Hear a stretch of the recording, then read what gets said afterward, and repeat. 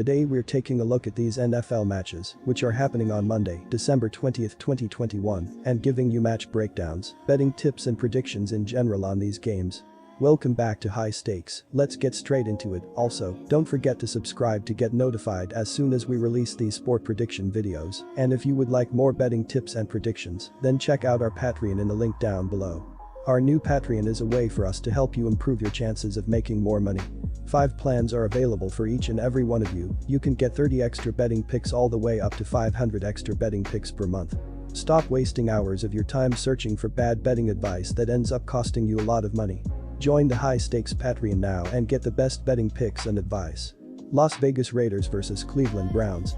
With a few seconds left in the first half and down 28-0, the Raiders' brain trust decided to kick a meaningless field goal rather than go for the touchdown. The writing is on the wall that there will be a complete overhaul of this team from the front office on down, and it is hard to see what motivation is left in what is now a clearly lost season.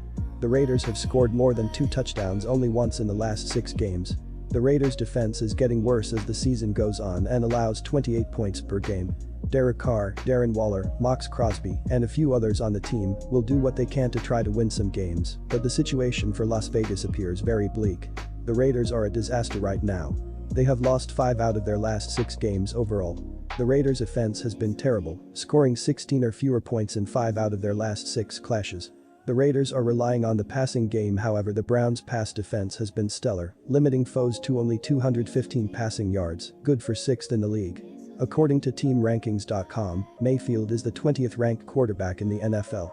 The Browns run the ball and have as many touchdowns as the top rushing offense in the league, the 49ers with 17. Last week, they had to scramble to hold off a rally by the Ravens, who were led not by Lamar Jackson but his backup. Jackson exited in the first quarter with an ankle injury, and Tyler Huntley replaced him. The Browns failed to score a single point in the second half and allowed Huntley to go 27-38 for 270 yards and a touchdown. Our first betting advice is to pick Cleveland Browns +1. Browns number 1 tight end leader David Njoku did not play last week due to COVID protocol. He is joined by Hunter Bryant and Austin Hooper. Jarvis Landry made 5 catches last week and has accrued 397 yards. Unfortunately, he is also on the COVID list. The Browns also have a few offensive linemen on the COVID list. The Cleveland offense has been hit or miss and relies heavily on the running game.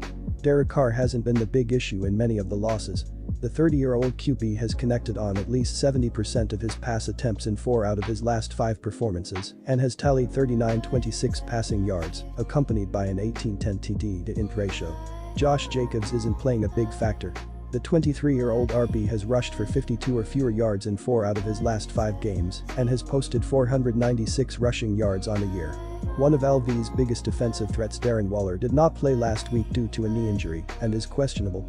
Watch for Hunter Renfrow, who has accrued over 100 receiving yards in 3 consecutive games and leads the team with 877 receiving yards. The Raiders' offense is slumping in the recent string of losses. The Browns' defense is the squad's greatest asset. They have limited their opponents to 22 or fewer points in 3 consecutive games. There are no real flaws as they are tabbed 7th overall against the pass and 11th against the run. Cleveland ranks 19th in the NFL with 21.4 points per game. They are holding foes to 22.2 points, landing them 14th overall. Our second betting advice is to pick under 48.5. Quick reminder, don't forget to subscribe to get notified as soon as we release these sport prediction videos, and if you would like more betting tips and predictions, then check out our Patreon in the link down below. Our new Patreon is a way for us to help you improve your chances of making more money. 5 plans are available for each and every one of you. You can get 30 extra betting picks all the way up to 500 extra betting picks per month. Stop wasting hours of your time searching for bad betting advice that ends up costing you a lot of money. Join the High Stakes Patreon now and get the best betting picks and advice. Minnesota Vikings vs Chicago Bears. Minnesota is averaging 26.5 points per game. They are averaging 267.4 passing yards and 123.2 rushing yards per game. Kirk Cousins completed 14 of 31 passes for 216 yards, 2 touchdowns, and 2 interceptions against the Steelers. Dalvin Cook had 27 carries for 205 yards and 2 touchdowns, while KJ Osborne had 3 catches for 83 yards and 1 touchdown. Minnesota has struggled defensively, giving up 25.6 points per game. They gave up 28 points in their last game and will need to do a better job if they want to get the win. You know that regardless of what the records are for these teams, they're always amped up to face each other. The Vikings still have a shot at getting in the playoff field, as they are even with Washington, with conference record being what holds them back. Minnesota has 3 divisional games left in the final 4 games of the season. Both contests with the Bears and a Week 17 tilt with the Packers on the road, along with a home game with the Rams next week. The Bears are struggling as they have had problems moving the ball through the air all season long, and after seeing Cook slice through Pittsburgh's defense last week, you have to think that the Vikings will look to the run game again here.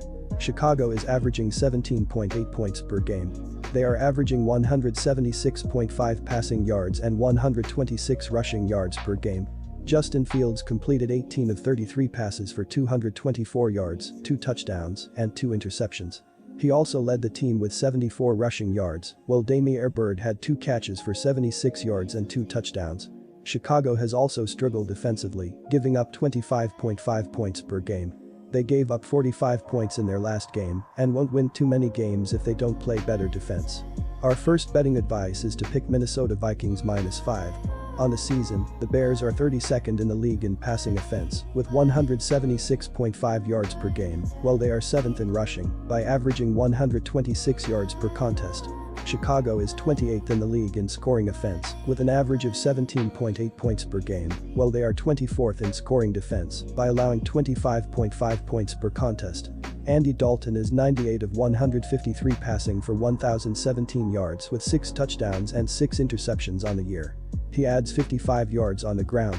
Justin Fields is 133 of 231 for 1,585 yards with 6 touchdowns and 10 interceptions, while adding 385 yards and 2 scores on the ground.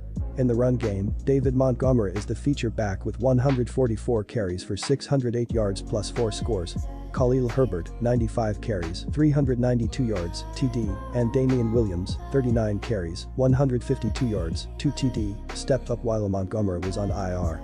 Darnell Mooney leads the team with 52 catches for 740 yards plus 3 scores.